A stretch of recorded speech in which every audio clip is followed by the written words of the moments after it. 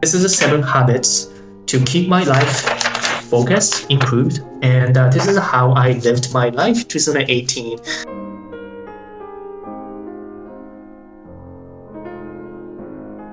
What's up, guys? So almost 2 days more until the end of this year, 2018. So I wanted to talk about 7 daily habits that I practiced throughout this entire year in 2018 that kept my life focused, effective, and productive.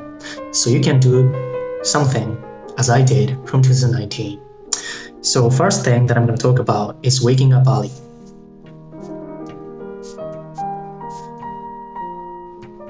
This has immense benefit in terms of your focus, in terms of your energy level, in terms of your clarity and intention to live out, throughout the rest of your day.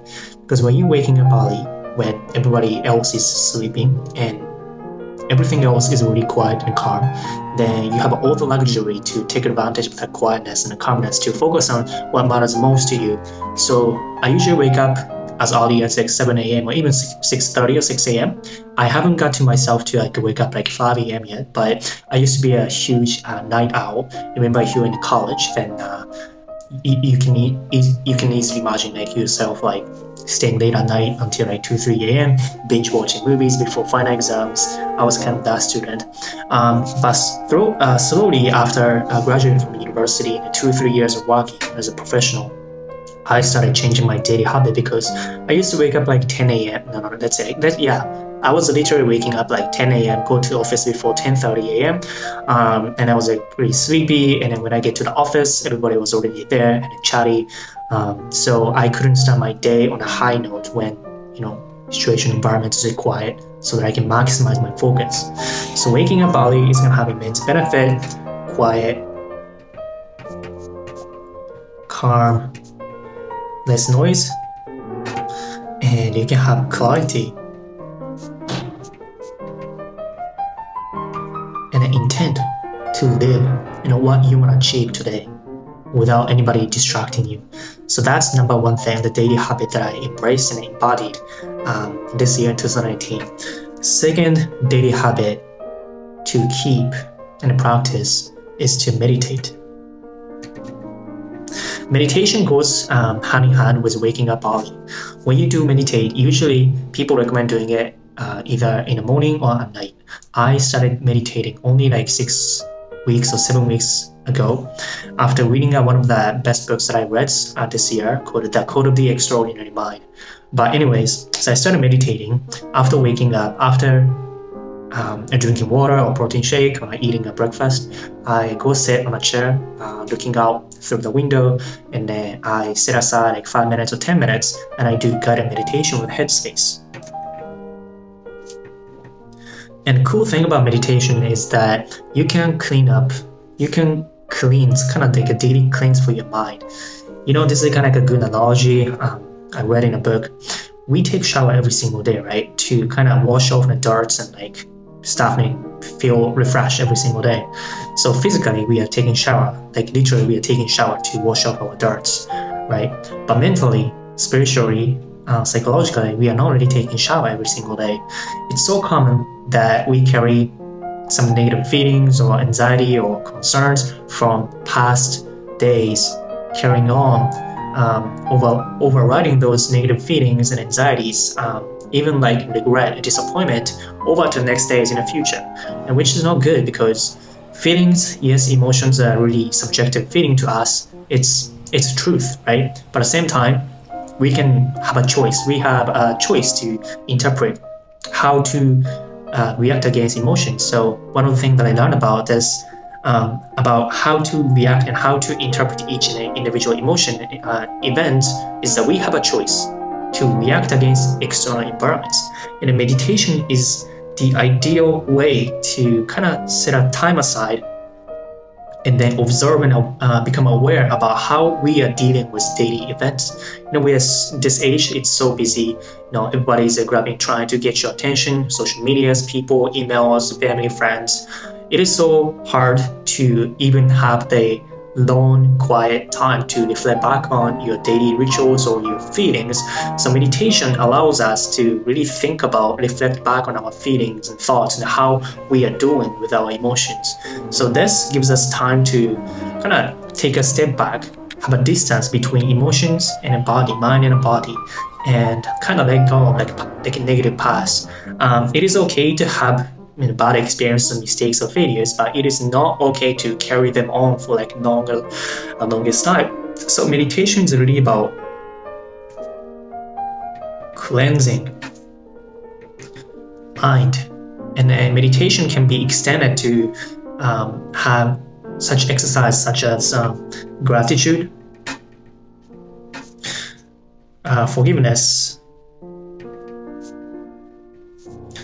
and giving.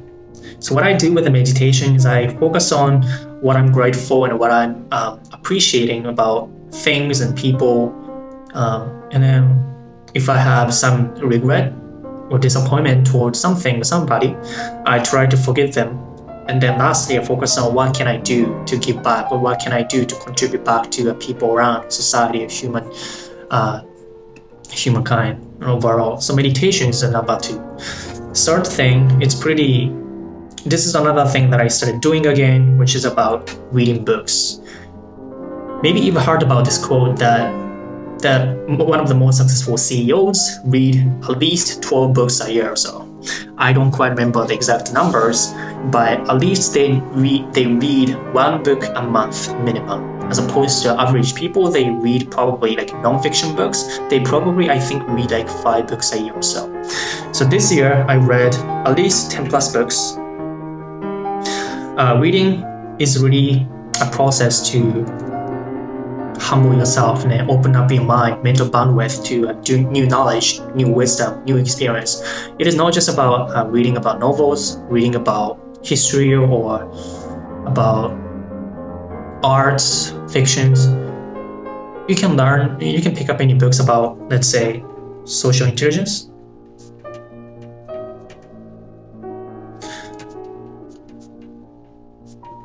vulnerability, creativity, habits, discipline, meditation, about meaning of life.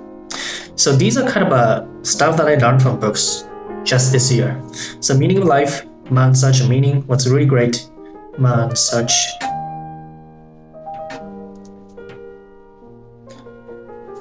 meditation, the extraordinary life, the code of the extraordinary people, I think, not extraordinary mind, habit, discipline, vulnerability. This is like can't remember, social intelligence mastery for sure. Vulnerability model, Mark Manson's art of not giving a fuck. But anyways, move on. So that's like a benefit of reading is always be learning, personal growth. Because more you learn, more you realize about what you don't know. Whereas if you don't read much, then you're gonna there's a tendency for people to become more and more arrogant because they feel like they know everything. Whereas if you learn more and more, you realize so many things that you don't know, and because that like a positive feedback cycle, you start reading more because you want to learn more about what you don't know. So this expands your awareness. So this is crucial in your personal growth. If you can open up about your mental bandwidth and perspective about how much you don't know and how you can elevate your consciousness about everything. It's called a metaphysical thing. Metaphysical thing is about awareness about things, mind, everything on earth. Then you can learn about almost everything like a meditation, how to wake up early, how to build your dream physique and fitness, how to talk to people, how to increase your sales, how to increase your technical skills, how to be happy. So everything related to this. Consciousness and awareness. And then fourth thing, daily habit that I think it's going to be immensely helpful to offset this improvement on the mental aspect is the improvement on the physical aspect, which is workout, strength training, resistance training.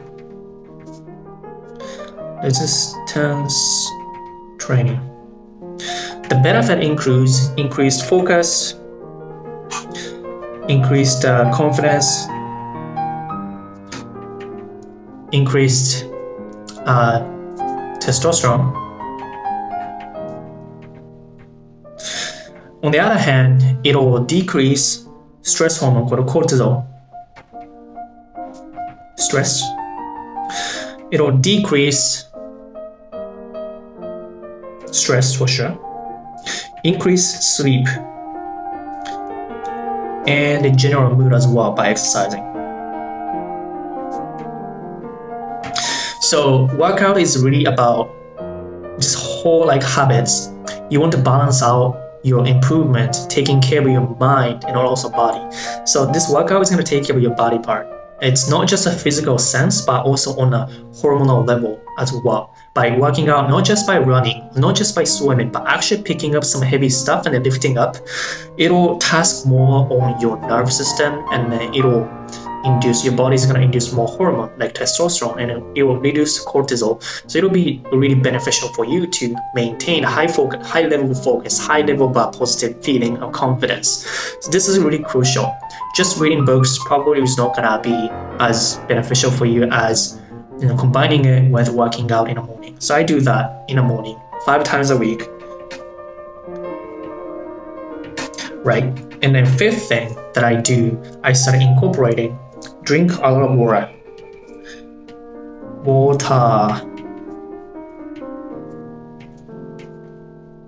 And ideally, you want to drink 3 to 4 liters per day of water.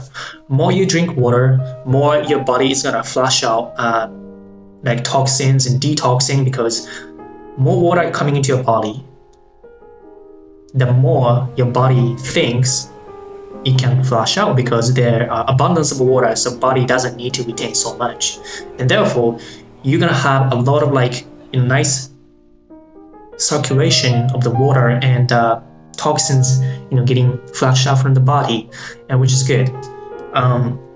If you don't drink enough water, then you're gonna have a less volume of blood in your body, and you are gonna be your body is gonna be less effective about circulating nutrients and proteins and everything. So drinking water is pretty important. If you drink soft drinks like Coca-Cola and stuff, it's gonna be quite bad for you because of the high insulin sensitivity to your blood sugar by those liquid sugars. So drink a lot of water. That's gonna be pretty important, because our body is made up of 70% of body is made up of water, right? And then sixth thing that I do is quit social media.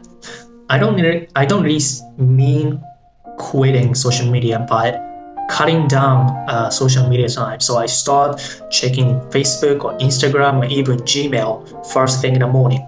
So no internet in the morning. This is so crucial, because first thing you do in the morning, most people, is to reach the phone, right? Alarm goes off, you reach the phone, check on Instagram feeds, go to Facebook, or maybe text received from your friends or family from the overnight. First thing you want to do is to protect your brain. Your brain is recovered, fresh. You can start with clean slate every single morning. And the first thing that you don't want to do is to kind of contaminate your brain fresh with highest amount of focus with some random trivial stuff from social media that you don't really care. If you do care, then I'm okay with it, but you can do it later in a day, maybe after finishing your highest priority task, maybe in the afternoon, where your mind is already getting tired. At the point, then you can just relax and then to social media, which is what I do. So no social media until after I finish the number one priority task in a day, so that I can focus on the most important thing with the highest level of intent that I can provide possible. last habit that I start doing is the gratitude.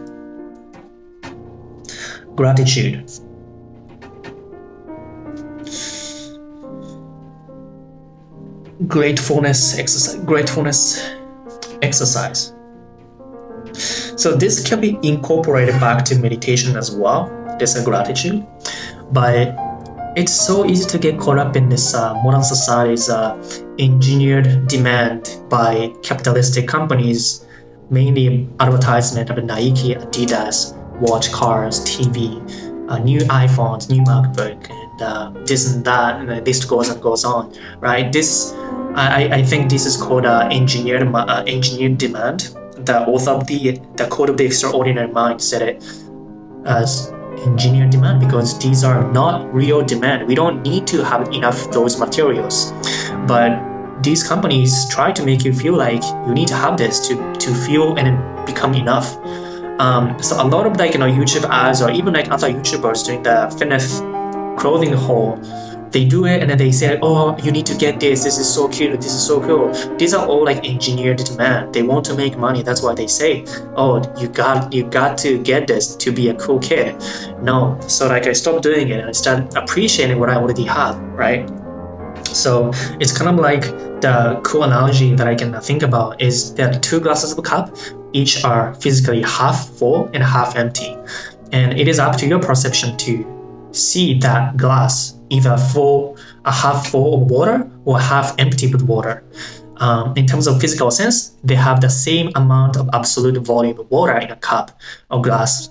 But depending on your abundance or scarcity mindset, you might see that a glass of water as, oh, there's only half cup of water, half the glass of water in it. Or if you feel abundant, then you might perceive that as, oh, they're half full glass of water. So this is really about perception, perception, belief hacking. So abundance versus scarcity. It's so easy to get caught up in this, that materialistic world. Oh, we need to have this, we need to do this more and more and more. And then actually, when you kind of take a step back and do meditation and then go on a minimalist approach. So this kind of ties into minimalism too. Is that less is more from ancient Eastern Confucius philosophy. Less is more. Less materials, better. Simpler, the better, right? More money doesn't equal better life. Excluding the specific circumstances where you have less money to just afford the subsistence below the minimum threshold to have a decent level of decent quality of life. So this is more. And then gratitude exercise is all about appreciating what we already have.